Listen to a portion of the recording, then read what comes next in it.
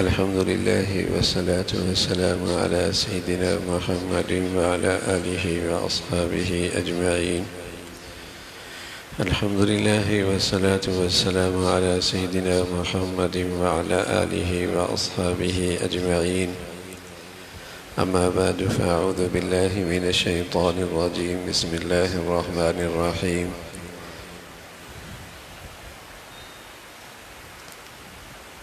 يا عبادي الذين آمنوا إن أرضي واسعة فإياي فاعبدون. صدق الله العظيم.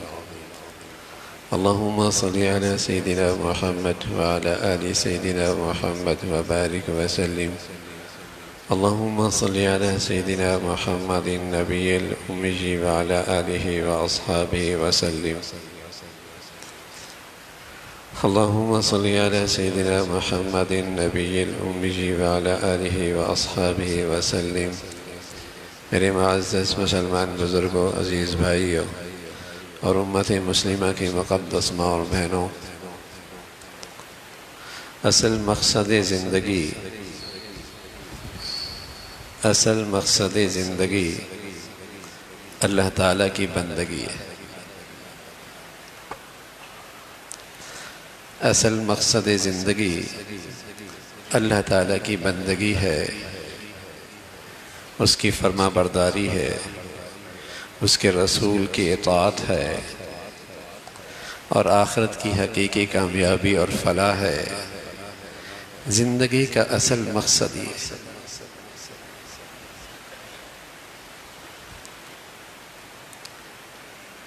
باقی مزدوری کر لینا، تجارت کر لینا، معاش کے لیے تک و دو کر لینا، گھر بنا لینا، اسباب و وسائل زندگی کے لیے اکٹھے کر لینا، یہ سب ضروریات ہیں، یہ سب وسائل اور اسباب ہیں تاکہ زندگی کا مقصد پورا ہو جائے. اور مقصد زندگی کے لیے آسانیاں ہوں.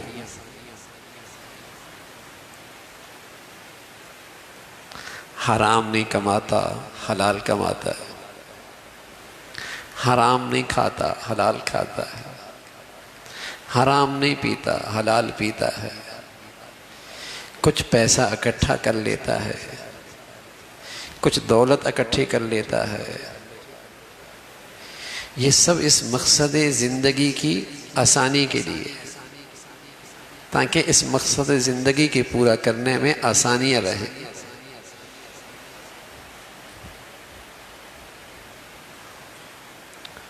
بھول ہو گئی، اور بڑی بھول ہو گئی. جو ضروریات تھی، جو وسائل تھے، جو ذرائع تھے، وہ مقصد زندگی بن گیا، اور مقصد زندگی دل و دماغ سے محو ہو گیا، مٹ گیا، بھول گئے.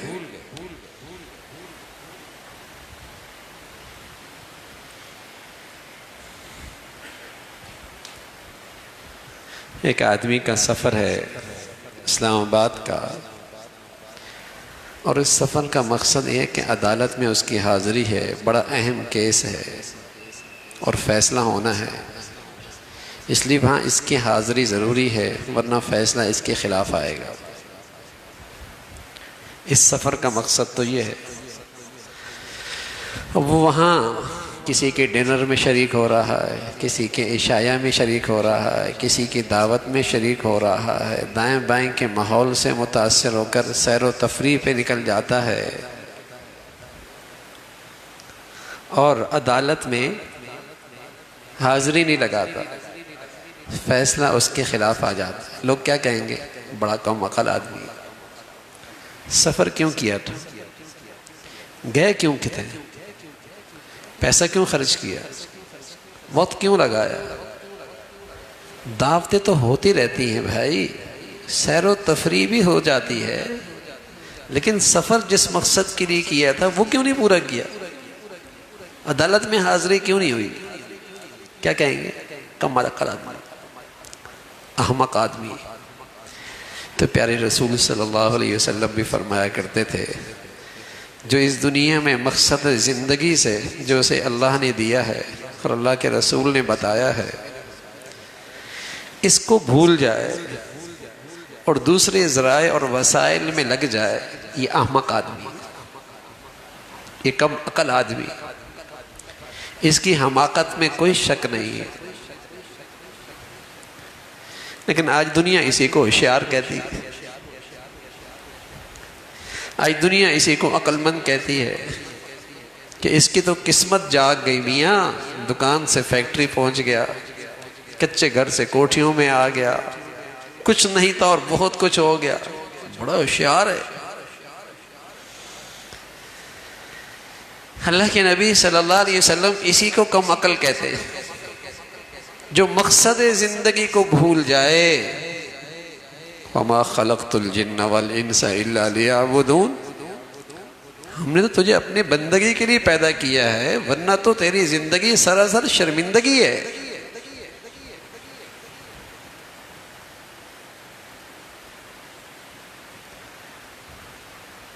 ورنہ تو تیری زندگی کے سارے فیصلے حماقت پر مبنی ہیں، کم عقلی پر ہیں۔ مقصد زندگی کیا ہے؟ لیکن اس بیچارے کو پڑھایا غلط گیا، سنایا غلط گیا، سکھایا غلط گیا۔ جس گھر میں اسے ماحول ملا، جہاں یہ پڑھنے لکھنے کے لیے گیا، وہاں تو اس مقصد زندگی کا کوئی تصور بھی نہیں نا، گزر بھی نہیں ہے، سنا بھی نہیں ہے کہ کیوں پیدا ہوا ہوں، کہاں جانا ہے، کیوں اللہ نے دنیا میں بھیجا ہے۔ شہوت پوری کر لینا، پیٹ بھر لینا، یہ تو درندہ بھی کر لیتا ہے، یہ تو ایک چمٹی بھی کر لیتی ہے، بھیڑیا بھی کر لیتا ہے، کیڑا بھی کر لیتا ہے۔ بھائی تجھے تو اللہ نے اشرف المخلوق بنایا ہے، شرف بخشا ہے، عقل دی ہے، دانائی دی ہے، تجھے تو پیارا نبی ملا ہے، پیغمبر آئے ہیں، تیرے پاس تو اللہ کا پیغام آیا ہے، تیری اتنی بھی عقل نہیں ہے، تو اتنا گر گیا ہے کہ جو ایک کیڑے مکوڑے کا زندگی کا حاصل ہے وہ تیرا ہے، جو جنگل کے درندے کا زندگی کا حاصل ہے وہ بھی تیری زندگی کا مقصد ہے۔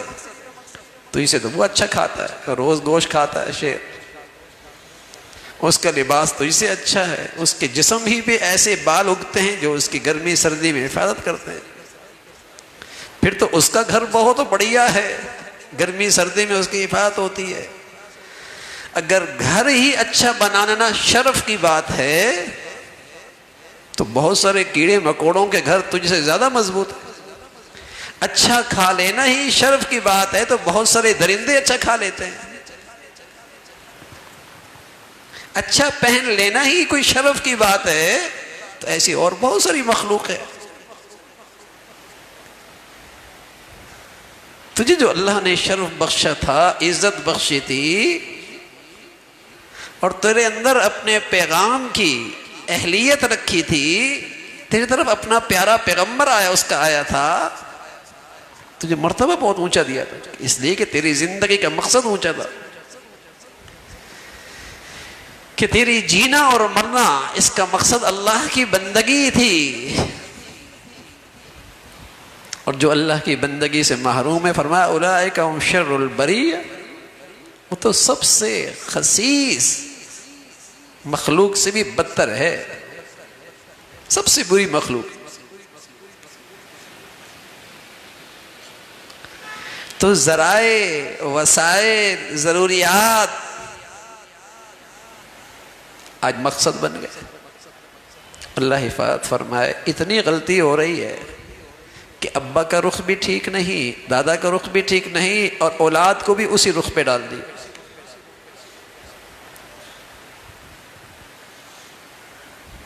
اسی ڈگر پہ زندگی گزر رہی ہے۔ سارے فیصلے بھی اس لیے غلط ہو رہے ہیں، چاہے وہ شادیوں کے فیصلے ہوں، چاہے وہ تعلیم کے فیصلے ہوں، چاہے وہ معاش کے فیصلے ہوں، سب غلط، اس لیے کہ غلطی بڑی ہو گئی۔ جو ذرائع تھے، وسائل تھے، وہ مقصد زندگی بن گیا، اور جس کے لیے پیدا ہوا تھا، جو زندگی کا صحیح مقصد تھا، وہ فراموش۔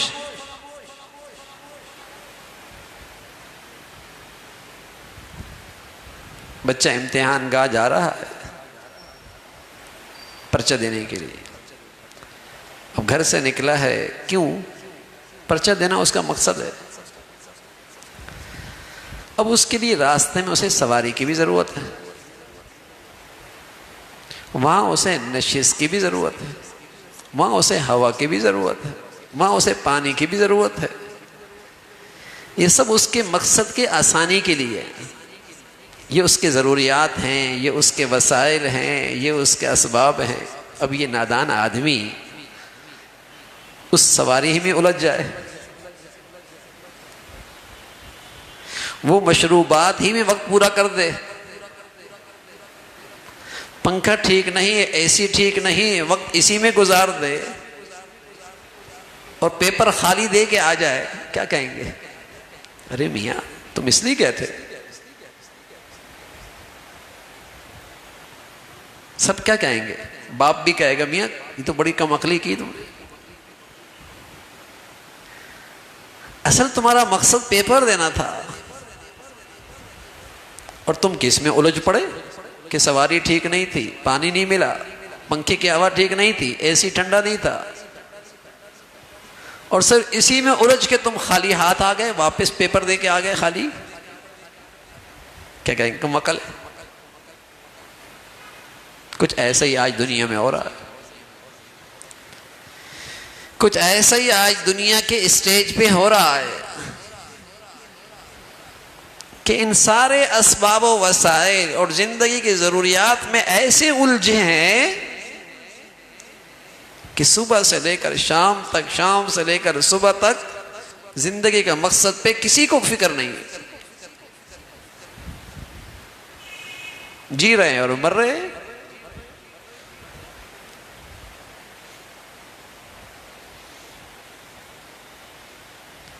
مکہ مکرمہ محبوب خدا صلی اللہ علیہ وسلم کی سب سے محبوب جگہ تھی۔ مکہ مکرمہ کا شہر، اللہ نے اس میں ویسی بڑی محبوبیت رکھی ہے، کشش رکھی ہے، اس میں مقناطیسیت ہے، دل کھنچتا ہے۔ لیکن جب اللہ کے نبی صلی اللہ علیہ وسلم اور آپ کے پیاروں کے لیے وہاں اللہ کی بندگی مشکل ہو گئی تو آپ نے اس پیارے شہر کو بھی خیر بات کہہ دی، یہاں نہیں رہنا، جاؤ حبشہ چلے جاؤ۔ پھر فرمایا جاؤ حبشہ چلے جاؤ، اور پھر ایک وقت آیا اللہ نے آپ کو بھی اجازت دے دی، آپ بھی مدینہ منورہ چلے جائیں، کیونکہ یہاں زندگی کا مقصد پورا نہیں ہو رہا۔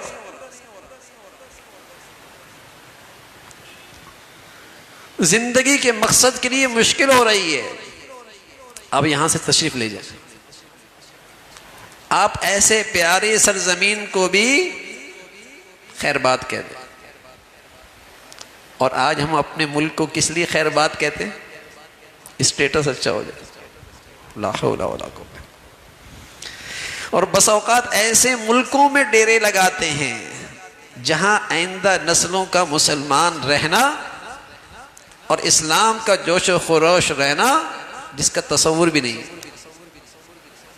کوئی یقینی نہیں ہے کہ آئندہ نسلیں وہاں اسلام پہ رہیں۔ اور ایسے بے شمار لوگوں کو جانتے ہیں، نسلیں ہیں جن کی پہلی نسل مسلمان تھی، دوسری تیسری نسل مسلمان نہیں رہی، لیکن کیوں اپنے ملک کو خیر بات کہہ رہا ہے؟ کیوں اپنا دینی ماحول چھوڑ کے جا رہا ہے؟ اس لیے کہ دین پہ چلنا مشکل ہو رہا ہے. نا اسٹیٹس اچھا ہو جائے، معیار زندگی اچھا ہو جائے، رہن سہن اچھا ہو جائے، معاشی حالت بہتر ہو جائے.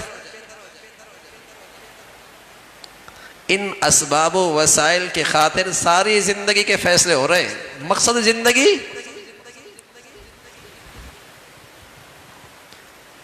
دنیا میں آئے کیوں ہو، کس لیے اللہ نے پیدا کیا ہے، تمہیں اللہ کے رسول نے کیا بتایا ہے. ہم اپنی مرضی سے تو نہیں آئے، اور جائیں گے بھی اپنی مرضی سے نہیں. تو درمیان کا حصہ اپنی مرضی سے کیسے گزار سکتے؟ آئے تو اپنی مرضی سے نہیں. اس لیے جب وہ دنیا میں آتا ہے تو روتا ہے، سب سے پہلے رو رہا ہوتا ہے.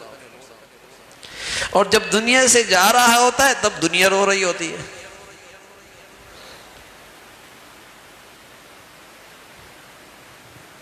جب آ رہا تھا یہ رو رہا تھا، دنیا ہنس رہی تھی، خوش ہو رہی تھی.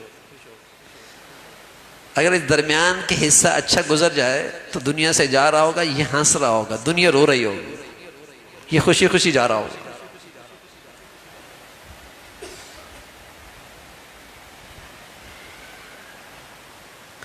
تو آئے بھی مرضی سے نہیں، جائیں گے بھی مرضی سے نہیں، تو درمیان کا یہ سفر اپنی مرضی سے کیسے ہو سکتا ہے؟ ہر شخص نے اپنی زندگی کا ایک مقصد بنا رکھا. کیا؟ کوئی کہتا ہے اولاد اچھی ہو جائے، کوئی کہتا ہے شادی اچھی ہو جائے، کوئی کہتا ہے کاروبار اچھا ہو جائے، کوئی کہتا ہے آمدنی اچھی ہو جائے، کوئی کہتا ہے اسٹیٹس اچھا ہو جائے. ہر ایک نادان آدمی نے اپنی زندگی کی ایک ترجیحات مقرر کر رکھی ہیں کہ بس اس کو سامنے رکھ کے زندگی کے فیصلے کر رہا ہے.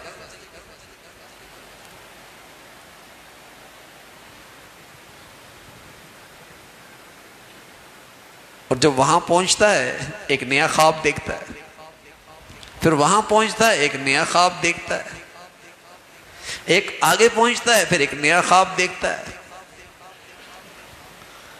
عجیب زندگی ایک بھاگ دوڑ میں گزر رہی ہوتی ہے، ہوس میں گزر رہی ہوتی ہے.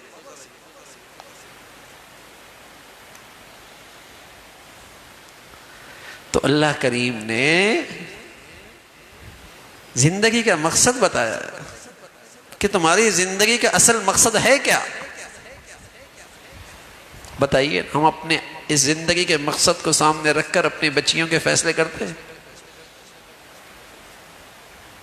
اپنی اولاد کی تعلیم و تربیت کے فیصلے کرتے ہیں. اپنی اولاد کو دینی تعلیم اور تربیت نہ دینا اور ان کا اس زندگی کے بغیر مر جانا حرام موت، یہ حرام موت ہے. اور اس جرم میں بڑے شریک ہیں.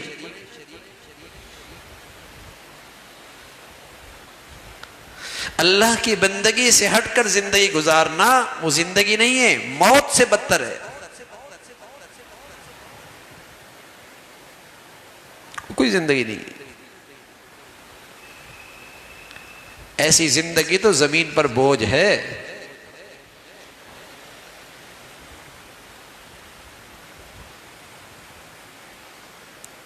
وہ تو موت سے بدتر ہے. زندگی تو وہ ہے جس میں اللہ کی فرما برداری ہے.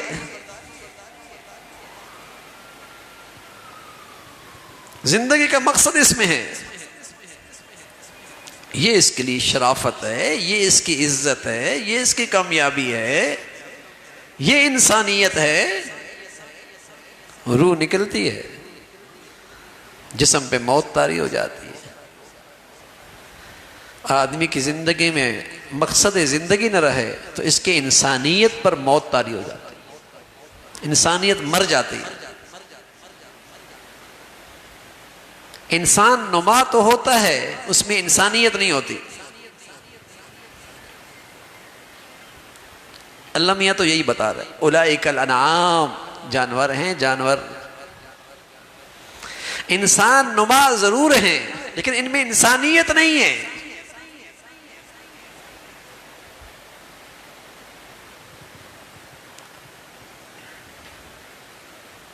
اس کی کیا قیمت ہے؟ آپ بھی تو جانتے ہیں، گاڑی آپ نے سواری کے لیے لی اور وہ گاڑی سواری کے قابل نہ رہے، کیا قیمت رہتی ہے اس کی؟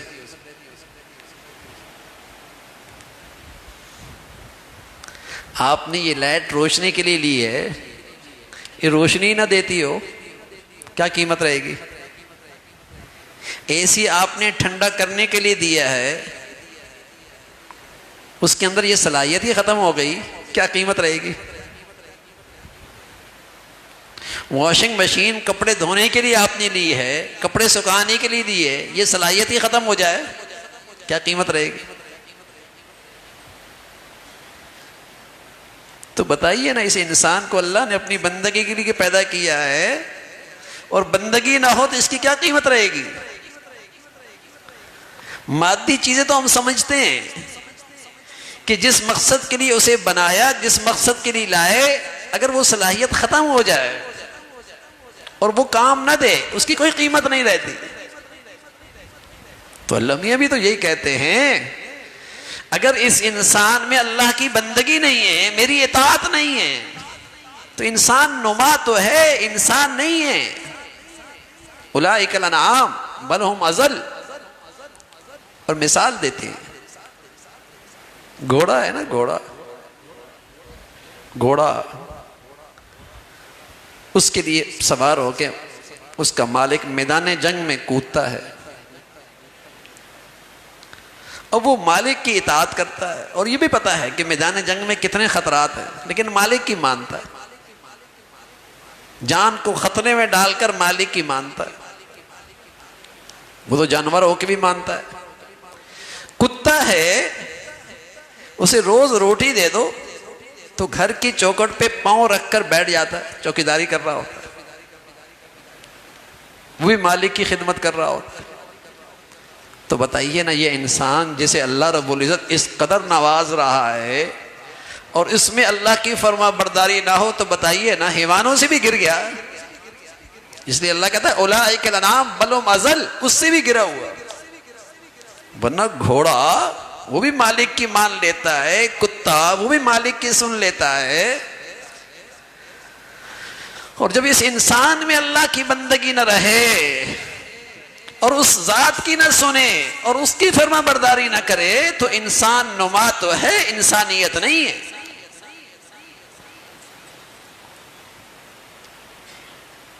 یہ بھی کوئی زندگی ہے؟ اللہ تعالیٰ کی فرما برداری، اس کی بندگی، یہ زندگی کا مقصد تھا۔ اور جو خوش نصیب آدمی اس فرما برداری پہ جیے اور اللہ کی بندگی پہ اس پہ خاتمہ ہو، فرمایا یہ ہے خوش نصیب، یہ ہے قابل رشک زندگی، جو اللہ کی بندگی پہ جیتا رہا اور اللہ کی بندگی پہ اس کا خاتمہ ہوا، یہ ہے قابل رشک۔ چاہے وہ جھونپڑی میں اس نے زندگی گزاری ہو، چاہے کوٹھی میں گزاری،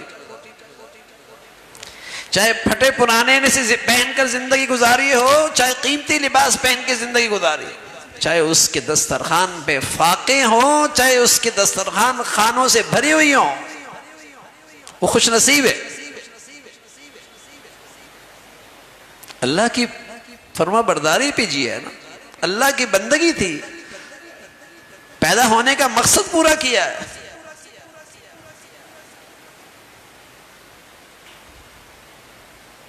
ایک آدمی امتحان حال میں جا رہا ہے، پرچہ بھی اچھا کرتا ہے اور پرچہ اے سی میں دیتا ہے، اچھی بات، کوئی بات نہیں، نعمت استعمال۔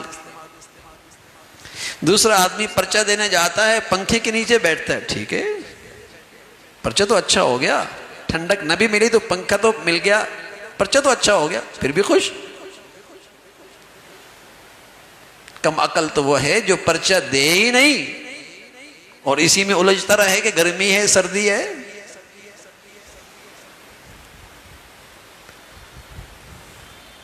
تو زندگی کا مقصد آنکھوں کے سامنے رہے. کیوں آئے ہیں دنیا میں؟ بہت کم مسلمان ہیں جو اپنی اولاد کے لیے اس لیے تکلیف میں ہیں کہ ان کی زندگی میں مقصد زندگی نہیں. ورنہ ہر آدمی تو اس لیے پریشان ہے کہ کماتا نہیں.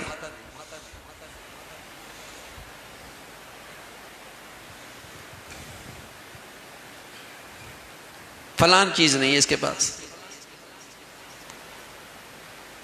کتنے ایسے ہیں جنہیں تکلیف اس وجہ سے ہے کہ اولاد اللہ کی فرما برداری پہ آ جائے.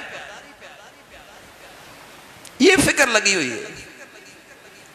اور سچ یہ ہے کہ یہی بڑے اپنے اولاد کے واقعی خیر خواہ. یا ایھا الذین آمنوا قوا انفسکم واہلیکم نارا. اے ایمان والو، اپنے بچوں کو، اپنے گھر والوں کو گناہوں کی آگ سے بچاؤ، اللہ کی نافرمانی کی آگ سے بچاؤ.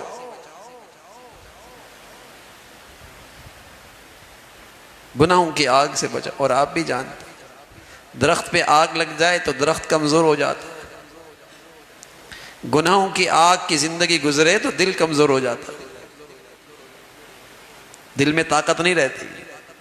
اور پتہ اس وقت لگتا ہے جب دل پر کوئی آزمائش آئے، کوئی تکلیف آئے، امتحان آئے تو کیا ہوتا ہے؟ ڈپریشن میں چلا جاتا ہے، گولیوں پہ آ جاتا ہے، یا نیند کی گولیاں یا ڈپریشن کی گولیاں. اور کچھ دل زیادہ ہی کمزور ہو جائے تو جینے کا دل سے اٹھ جینے کا دل اچاہٹ ہو جاتا ہے، خودکشی کر لیتا ہے. بزدل، انتہائی بزدل. گناہوں کی نحوست آئی، گناہوں کی آگ نے دل اتنا کمزور کر دیا کہ آزمائش کا تحمل نہیں، صبر نہیں، برداشت نہیں.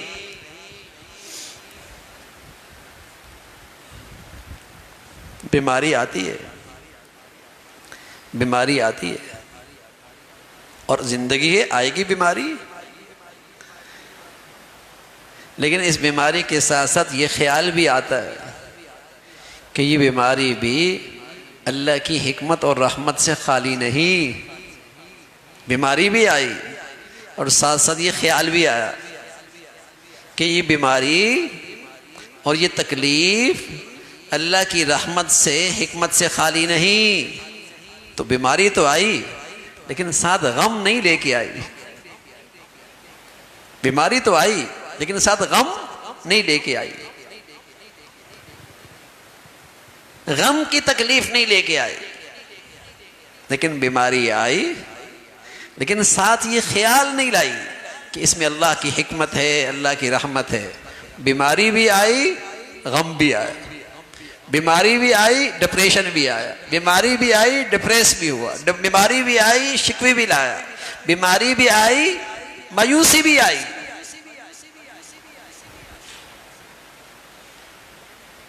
آئے گی بیماری لیکن مایوسی بھی ساتھ آئی. اور سبحان اللہ، اگر زندگی کا مقصد سامنے ہو، اللہ کی بندگی، مطمئن رہے گا کہ بھائی اللہ کی بندگی صحت میں بھی ہوتی ہے، بیماری میں بھی ہوتی ہے، تو میرا تو کوئی گھاٹا نہیں ہے. دکان تو چل رہی ہے نا، میرا تو کوئی گھاٹا نہیں ہے. اللہ کی بندگی صحت میں بھی ہوتی ہے، بیماری میں بھی ہوتی ہے، میری دکان تو چل رہی ہے، میں تو کامیاب سودا بیچ رہا ہوں. پیارے رسول صلی اللہ علیہ وسلم فرمایا کرتے تھے، عجبا لامر المؤمن. ایمان والے کی بھی کیا ہی بات ہے، اس کی بھی کیا ہی بات ہے. اور یہ بس مزے ایمان والے کی ہیں، بس جو ایمان کی زندگی گزارتا ہے یہ مزے صرف اسی کے ہیں.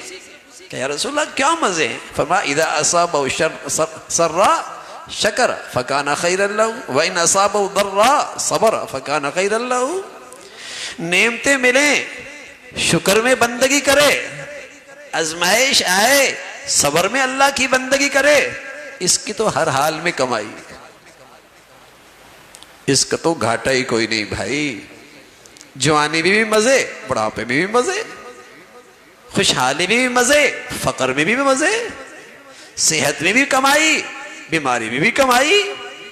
عجبا لامر المؤمن اذا اصابه سراء شکر فکان خیرا له وان اصابه ضراء صبر فکان خیرا له. یہ تو اللہ کی بندگی کر رہا ہے.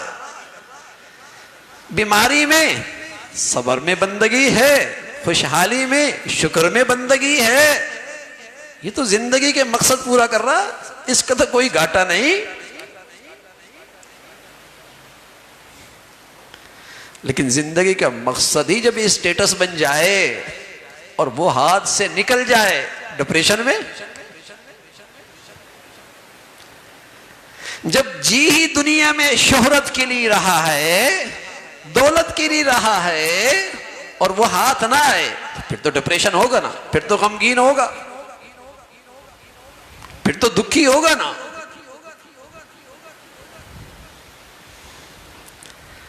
تو زندگی کا مقصد نظروں سے اوجھل ہے بھائی، اور اس کا اتنا بڑا نقصان. اپنی زندگی تو خراب ہوئی، اپنی اولاد کے لیے بھی فیصلے غلط ہو رہے ہیں، اپنی اولاد کے لیے بھی فیصلے غلط ہیں، گھر کی روٹین بھی غلط ہے، معاش اور معیشت کے فیصلے بھی غلط ہیں. رجال لا تلہیہم تجارت ولا بیع عن ذکر اللہ. ایسے تاجر ہیں، فرمایا ایسے تاجر ہیں جو مقصد زندگی پر ہے، جو اصل مقصد زندگی کو جانتے ہیں تاجر، بازار میں تجارت کر رہے ہیں اور ان کی زبان تجارت کے بول بول رہی ہے، ان کے ہاتھ تجارت میں مشغول ہیں، لیکن مقصد زندگی سے ایک لمحے بھی غافل نہیں ہے. اللہ میاں کہتا ہے یہ ہیں شیر مرد، یہ ہیں مرد جنہیں کہا جا سکتا ہے کہ واقعی یہ مرد ہیں. بازار میں ہیں، تاجر ہیں، زرارے ہیں، صنعتکار ہیں، ان سارے اسباب و وسائل میں مشغول ہیں، لیکن مقصد زندگی فراموش نہیں ہے. یخافون یوما تتقلب فیہ القلوب والابصار. ان کے پیش نظر وہ دن ہے جسے ہم آخرت کہتے ہیں، جسے ہم آخرت کہتے ہیں. حالانکہ تاجر ہیں، تجارت کر رہے ہیں، صنعتکار ہیں، کارخانوں اور فیکٹریوں میں مصروف ہیں، لیکن مقصد زندگی سامنے ہے کہ مجھے اللہ نے پیدا کیوں کیا ہے. تو تجارت میں بھی اللہ کی بندگی کر رہے، زراعت میں بھی اللہ کی بندگی کر رہے، کارخانے میں بھی اللہ کی بندگی کر رہے، شادیوں میں بھی اللہ کی بندگی کر رہے، لین دین کے اندر بھی اللہ کی فرمانبرداری ہو رہی. مقصد زندگی سامنے ہے.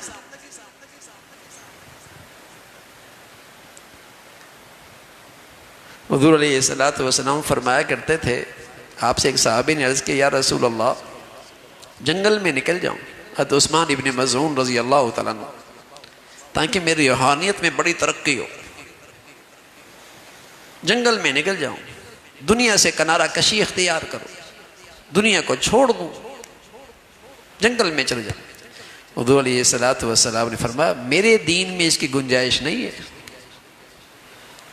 میرے دین میں اس کی گنجائش نہیں ہے. مجھے اللہ نے ایسا دین دیا ہے جس میں اللہ کی بندگی انہی گلیوں میں پوری ہو سکتی ہے، انہی بازاروں میں پوری ہو سکتی ہے، انہی کارخانوں میں پوری ہو سکتی ہے، انہی بچوں میں پوری ہو سکتی ہے. بس مقصد زندگی ہو اللہ کو راضی رکھنا. اور پھر فرمایا بس تم اتنا وقت مسجد میں دے دیا کرو کہ مسجد میں ذرا نماز سے پہلے آ جایا کرو اور تھوڑی دیر نماز کے انتظار میں بیٹھ جایا کرو. اگر 5 وقت میں تم ایسا کر لو گے تمہیں وہ سب کچھ ملے گا جو پہلی قوموں کو جنگلوں میں جا کر مہینے سالوں گزارنے کے بعد اللہ کی بندگی کے بعد روحانیت ملتی تھی. مسجد میں تھوڑی دیر بیٹھنے سے تمہیں وہ سب کچھ مل جائے گا. میری امت کی فرمایا رہبانیت یہی ہے کہ نماز کے لیے تھوڑی دیر پہلے آ گیا اور انتظار صلات کے لیے بیٹھ گیا.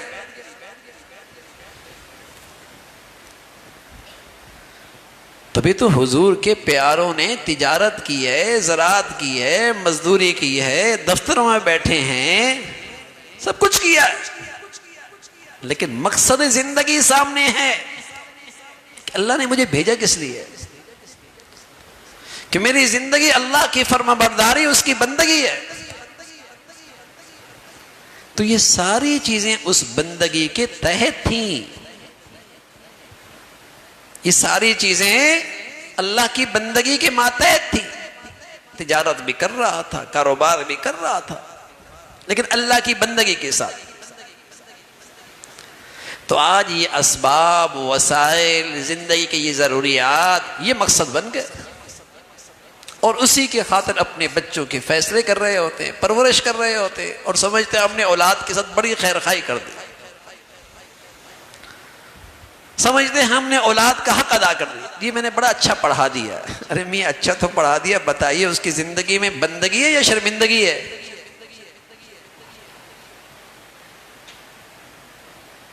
بڑا اچھا پڑھا دیا، ایسی صحبت دی ہے، ایسا ماحول بھی دیا ہے جہاں اسے اللہ کے فرما برداری میں وہ اپنے لیے شرف سمجھے، عزت سمجھے، سعادت سمجھے۔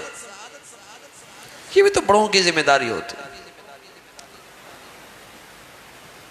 ابو سلمہ رضی اللہ تعالیٰ عنہ جب مکہ مکرمہ میں اللہ کی بندگی مشکل ہو گئی تو آپ نے اپنے پیاروں سے فرمایا اب تم اس زمین کو بھی خیر بات کہہ دو، خود بھی تشریف لے گئے۔ ابو سلمہ جانے لگے، اور جب جانے لگے تو راستے میں لوگ کھڑے ہو گئے کہ مکہ کا کمایا ہوا پیسہ ہم مدینہ کی معیشت میں اس کی ترقی کا باعث بنے، ہم اسے برداشت نہیں کر سکتے، یہاں کی کمائی مدینہ نہیں جا سکتی، زندگی بھر کی پونجی۔ آپ نے فرمایا مجھے جانے دو، سب لے لو، زندگی بھر کی پونجی مجھے جانے دو، سب لے لو، دے دی۔ تھوڑے سے آگے پہنچے تو بیوی والے آئے، سسرال، خود جا سکتے ہو تو جاؤ، ہماری بیٹی نہیں لے کے جا سکتے، زندگی کی رفیقہ حیات وہ بھی لے گئے۔ پھر اپنے آئے، کہا جا سکتے ہو جاؤ، ہمارا پوتا نہیں لے کے جا سکتے، بیٹا بھی چھین لیا۔ اب اس حال میں یہ شخص حضور علیہ الصلوۃ والسلام کی خدمت میں حاضر ہوتے ہیں اور اپنی بیتی کہانی سناتے ہیں کہ یا رسول اللہ، زندگی بھر کے پونجی بھی لے لی، بیوی بھی چلی گئی، بیٹا بھی چھین لیا، اور یوں لٹتے لٹائے آپ کی خدمت میں حاضری ہو گئی، مدینہ میں حاضری ہو گئی۔ حضور علیہ الصلوۃ والسلام نے فرمایا یا ابا سلمہ قد ربحت البیع، یا قد ربحت البیع، اے ابو سلمہ گھاٹے کا سودا نہیں ہے، تو نے تو بڑی کمائی کی ہے، بڑے نفع کی تجارت کی ہے، کہ وسائل دے آیا، ذرائع لے آیا، ضروریات زندگی قربان کر دی، لیکن مقصد زندگی کی تو حفاظت ہے، کوئی گھاٹا نہیں تیرا، بڑی عقل مندی دکھائی ہے، بڑی نفع کی تجارت کی ہے۔ اور آج کا اگر کوئی کم عقل آدمی اس کے سامنے یہ کہانی پیش کری جائے، ارے میاں کیا کر دیا تو نے،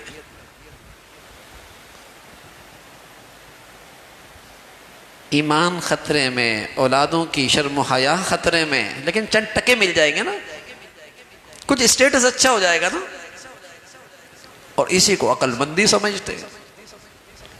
تو پیارا نبی جن کے پاس اللہ کا علم ہے، جن کی عقل و دانائی ساری امت میں تقسیم کر دی جائے، جو تقسیم ہو چکی، اس سے بھی بڑھ کر آپ کی عقل و دانش، اور وہ کیا کہہ رہے ہیں قد ربحت البیع، قد ربحت البیع، یہ سب کچھ دے کے آئے ہو، گھاٹا نہیں ہے، نفع ہے۔ تو میرے عزیزو، کوئی مقصد زندگی کی جیے اور اس پر خاتمہ ہو جائے، قسم خدا کی دنیا میں فاقوں کے ساتھ بھی گزرے تب بھی وہ خوش نصیب ہے، اور کوئی آدمی مقصد زندگی سے محروم ہو، ساری دنیا کی سلطنتیں اس کے قدموں کے نیچے ہوں، تب بھی بد نصیب، تب بھی بد نصیب ہے، تب بھی بد نصیب ہے۔ قرآن تو یہی بتا رہا ہے، اللہ نے تو ہمیں یہی بتایا، اللہ کے رسول تو یہی بتا گئے، لیکن آج دنیا کی عقلیں روشنی سے محروم ہو گئی۔ آج سمجھ بوجھ پہ گناہوں کی ظلمت ہے، آج دل و دماغ پہ گناہوں کی سیاہی ہے کہ اچھا برا ہو گیا، برا اچھا ہو گیا، کامیاب ناکام ہو گیا، ناکام کامیاب ہو گیا، عزت والا رسوا اور ذلیل آدمی آج دنیا کے ہاں معزز۔ حضور علیہ الصلوۃ والسلام فرمایا کرتے تھے ایک وقت آئے گا وظہرت القینات والمغاضف، ہر گھر سے موسیقی کی آوازیں اٹھیں گی، ہر گھر سے موسیقی کی آوازیں اٹھیں گی، وشربت الخمور، شرابیں پی جائیں گی، واکل الربا، سود کھایا جائے گا، وساد القبیلۃ فاسقہم، قبیلے کا بڑا سب سے بدتر آدمی ہو، وکان زعیم القوم ارذلہم، قوم کا لیڈر سب سے کمینہ آدمی ہوگا۔ جب اچھائی برائی کی تمیز ختم ہو جائے گی تو برے اچھے ہو جائیں گے، جب ضمیر مردے ہو جائیں گے اور دلوں پہ گناہوں کی سیاہی ہوگی تو گندے لوگوں کی معاشرے اور سوسائٹی میں عزت ہوگی، اور شریف آدمی، نیک آدمی وہ بیچارہ چھپتا پھرائے گا۔ وظہرت القینات والمغاضف، شرابے، گھر گھر سے موسیقی کی آواز، کوئی مر جائے کیا کہتے ہیں؟ قوم کا سرمایہ چلا گیا۔ واہ واہ، کیا قوم کا سرمایہ تھا، ایوارڈ اسی کو ملتے ہیں نا، قوم کا سرمایہ چلا گیا۔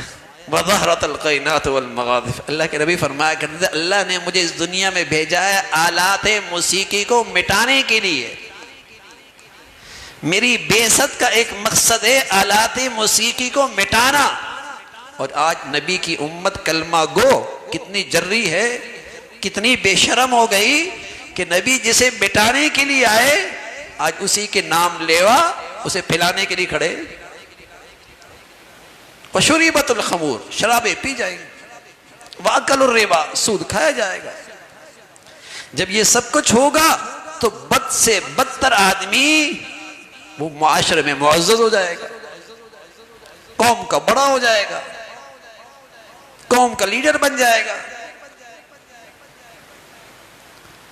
یہ سیاہی ہے دلوں کی، تو اچھا برا ہو گیا، برا اچھا ہو گیا، نیکی آج برائی ہو گئی، برائی آج عزت کی چیز بن گئی، عزت کی چیز بن گئی۔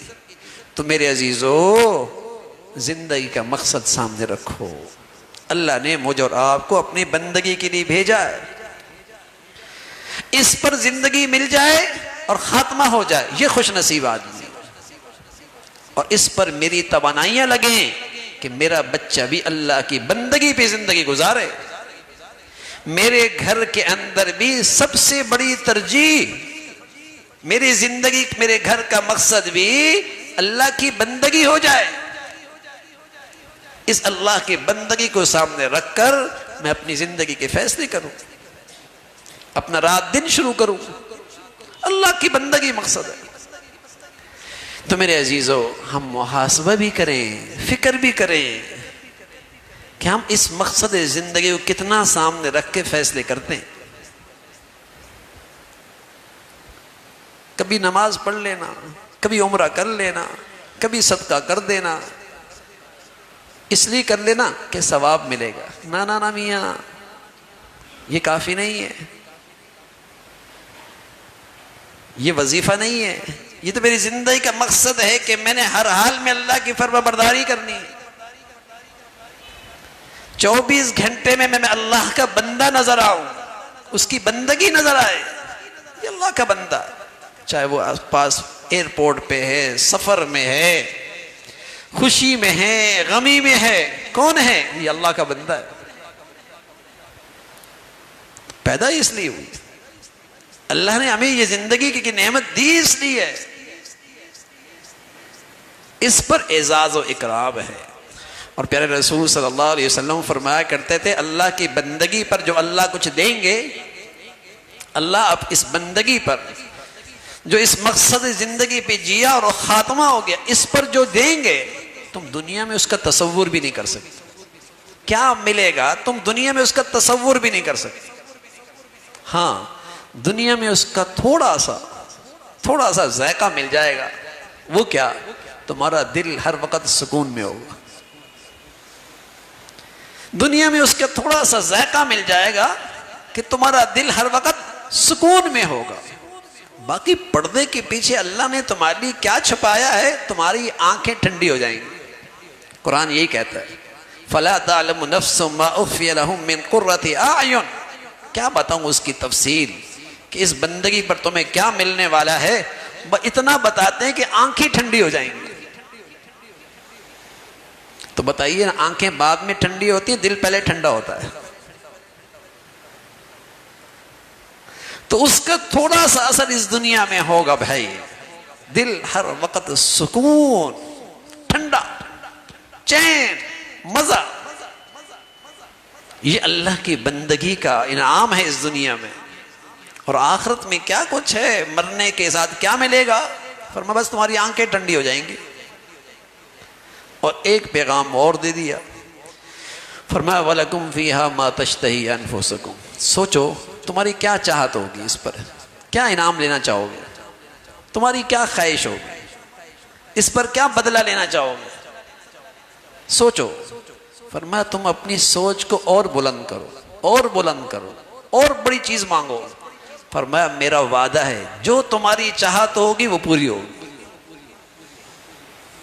اب تم اپنی سوچ کو کتنا بلند کر سکتے ہو، کیسا زندگی کا اسٹیٹس چاہتے ہو، کیسی زندگی کے مزے چاہتے ہو، سوچو۔ فرمایا ہمارا وعدہ ہے وَلَكُمْ فِيهَا مَا تَشْتَهِي أَنفُسُكُمْ، تمہاری چاہت پوری ہوگی بس۔ کیوں؟ اس لیے کہ دنیا میں تم نے ہماری چاہت پوری کی۔ بس یہ دیکھو، تم نے ہماری چاہت پوری کی ہے، تم نے ہماری لاج رکھی ہے، ہم تمہاری لاج رکھیں۔ تم نے ہمارا خیال رکھا ہے، ہم تمہارا خیال رکھیں۔ ایک بزرگ تھے، ان کے سامنے جب انہوں نے ایک بات فرمائی تو ایک دیہاتی آدمی تھا، کہنے لگا تھا اگر میری چاہت ہوگی کہ میں گندم کاٹوں وہاں پر، میری چاہت پوری ہوگی۔ فرمایا اگر تمہاری چاہت یہ ہوگی، پہلی بات تو ہوگی نہیں، اس لیے کہ وہاں کے زندگی کا معیار اتنا بلند ہوگا کہ تمہاری چاہتیں بھی بڑی بلند ہو جائیں گی۔ لیکن اگر پھر بھی تم نے چاہت کی تو تمہیں سونے کی داندریاں ملیں گی۔ تمہاری اگر یہ چاہت ہوگی تو یہ بھی پوری ہوگی۔ اللہ کا وعدہ ہے۔ تو میرے عزیزو، زندگی کا مقصد سامنے رکھو، اللہ کی بندگی پہ جئیں، اللہ کی بندگی پر خاتمہ ہو، یہ ہماری خوش نصیبی ہے اور یہی ہماری شرافت ہے۔ اللہ تعالیٰ یہ زندگی ہمیں نصیب فرمائے، ہماری اولادوں کو نصیب فرمائے، اور ہر مسلمان کو اپنی زندگی کا مقصد سامنے رکھنے کی توفیق عطا فرمائے۔ وآخر دعوانا الحمدللہ رب العالمین۔ اللہم لک الحمد کلو ولک الشکر کلو، اللہم لک الحمد کلو ولک الشکر کلو، اللہم اعنا علی ذکرک و شکرک و حسن عبادتک، اللہم اعنا علی ذکرک و شکرک و حسن عبادتک، یا حی یا قیوم برحمتک نستغیث، اصلح لنا شأننا کلہ ولا تکلنا الى انفسنا طرفة عین، یا حی یا قیوم برحمتک نستغیث، اصلح لنا شأننا کلہ ولا تکلنا الى انفسنا طرفة عین، یا ارحم الراحمین۔ جو کچھ کہا سنا عمل کی توفیق نصیب فرما، ایمان والی، عافیت والی، صحت والی زندگی عطا فرما۔ اے مولا اپنی فرما برداری نصیب فرما، اپنی بندگی عطا فرما، اپنی بارگاہ میں اور اپنے رسول کے سامنے ہر قسم کی شرمندگی سے محفوظ فرما۔ اے مولا کریم جینا بھی بندگی کے ساتھ عطا فرما، خاتمہ بھی اپنی بندگی کے ساتھ عطا فرما۔ بری زندگی سے، بری موت سے، برے حالات سے اپنے فضل سے محفوظ فرما، حادثات سانحات سے محفوظ فرما، بری زندگی سے، موذی امراض سے، اسپتالوں کی زندگی سے محفوظ فرما۔ مولا ہمیشہ عافیت کی، نعمتوں بری زندگی عطا فرما، اور نعمتوں میں شکر گزاری عطا فرما، اپنی فرما برداری عطا فرما، نہ شکری سے محفوظ فرما، نہ فرمانی سے محفوظ فرما، نعمتوں کے چھن جانے سے محفوظ فرما۔ یا ارحم الراحمین، تمام حاضرین حاضرات کی، تمام سامعین سامعات کی تمام جائز حاجات کو پورا فرما، مشکلات کو آسان فرما، پریشانیوں کو ختم فرما۔ اے مولا کریم، اپنے فضل سے ہم سب کا خاتمہ اچھا فرما، دنیا عافیت والی، صحت والی، ایمان والی عطا فرما، ہمیشہ حلال عطا فرما، برکت والا عطا فرما، مخلوق کے سامنے ہاتھ پھیلانے سے محفوظ فرما، مخلوق کی محتاجی سے محفوظ فرما، مخلوق کے سامنے فقر کا اظہار کرنے سے محفوظ فرما، صرف اپنے در کا فقیر بنا، اپنے در کا محتاج بنا، اپنے سامنے ہاتھ پھیلانے کی توفیق نصیب فرما۔ اے مولا، مخلوق سے بے نیازی نصیب فرما، مخلوق سے غنا نصیب فرما۔ اے مولا کریم، اپنے فضل سے، اپنے کرم سے پوری امت مسلمہ کے حال پہ رحم فرما، تمام بلاد اسلامیہ کی حفاظت فرما، اہل اسلام کو نیک صالح قیادت نصیب فرما، ظالموں سے، بے دینوں سے، جہلا سے اس امت کو نجات نصیب فرما۔ اے مولا کریم، امت مسلمہ کو ہر قسم کے ظالم سے اور منافق اور بے دین سے اور جہلا سے اس امت کو نجات نصیب فرما۔ یا ارحم الراحمین، دنیا بھر کے مظلوم مسلمانوں کی مدد اور نصرت فرما، غزہ اور فلسطین کی بہن بھائیوں کی مدد اور نصرت کی شکلیں پیدا فرما۔ اے مولا کریم، باطل کے مقابلے میں انہیں خوب استقامت عطا فرما۔ اے مولا کریم، ان کی مدد اور نصرت کی شکلیں پیدا فرما اور باطل کی تدبیروں کو ناکام فرما، ان کو بہم دست گریبان فرما۔ اے مولا کریم، جو مسلمانوں کے ساتھ ظلم ڈھا رہے، ان کی ظلم کو انہی کی طرف لٹا اور ان کی زیادتی کو انہی پر لٹا دے، ان کی طاقتوں کو انہی پر اے اللہ اپنے فضل سے لٹا دے، مسلمانوں کو ان کے ظلم اور شر سے محفوظ فرما۔ یا ارحم الراحمین، مسلمانوں میں ایمانی غیرت پیدا فرما، اسلامی وحدت پیدا فرما، اسلامی اتفاق پیدا فرما، رنگ، نسل، وطن، علاقے، نفرتوں کی جتنی شکلیں ہیں مسلمانوں کو اس سے محفوظ فرما۔ یا ارحم الراحمین، جو مسلمانوں میں وطنیت کی بنیاد پر، صوبائیت اور لسانیت کی بنیاد پر، فرقوں کی بنیاد پر نفرتوں کا بیج بو رہے اور بے دینی کو فروغ دے رہے اور بے حیائی کو عام کر رہے، مسلمانوں کو ان کے شر سے محفوظ فرما، مسلمانوں کو ان کی گندگیوں سے محفوظ فرما۔ یا ارحم الراحمین، ہمارے ملک کو سلامتی عطا فرما، یا نیکی کی اور خیر کی اور تعمیر کی قوتوں کو غلبہ نصیب فرما، تخریب کی اور بے حیائی اور بے دینی کی طاقتوں کو نیست و نابود فرما۔ یا ارحم الراحمین، ہمارے ملک کو اندرونی بیرونی خطرات سے محفوظ فرما، یا ایمان ہدایت کی فضاؤں کو عام فرما، ہماری زندگیاں وسائل اس کے لیے قبول فرما۔ یا ارحم الراحمین، ہمارے حال پہ رحم فرما، ہمارے شہر پہ رحم فرما، ہمارے ملک پہ رحم فرما، پوری امت مسلمہ کے حال پہ رحم فرما۔ ربنا تقبل منا انك انت السميع العليم وتب علينا انك انت التواب الرحيم، وصلى الله على سيدنا محمد وعلى آله واصحابه اجمعين برحمتك يا